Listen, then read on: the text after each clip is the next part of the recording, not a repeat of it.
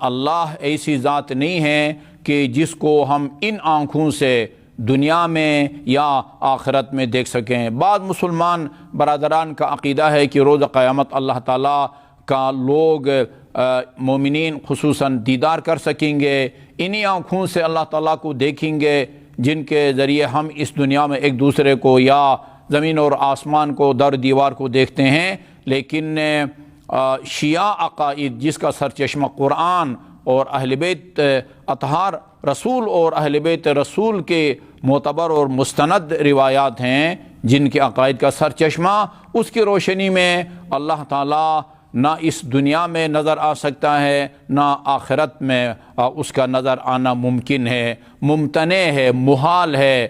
الممتنع علی الابصار رؤیتہ، خاتون جنت نے اپنے خطبے میں فرمایا خدا کی ذات وہ ہے جس کی رؤیت، جس کا دیدار، یعنی ان آنکھوں سے خدا کا دکھائی دینا ممتنع ہے، محال ہے۔ جس طرح اس حال میں یہ حال بیک وقت روشن بھی ہو اور تاریک بھی ہو، یہ ممکن نہیں ہے۔ میں آپ ایک ہی وقت میں موجود بھی ہوں نہ بھی ہوں، یہ ممکن نہیں ہے، محال ہے۔ اسی طرح اللہ تعالیٰ کا بھی دنیا اور آخرت دونوں میں دکھائی دینا محال ہے۔ لہذا خدا کو دیکھ کے، ان آنکھوں سے دیکھ کے اس کی معرفت حاصل کرنا یہ محال ہے اور ممکن نہیں ہے۔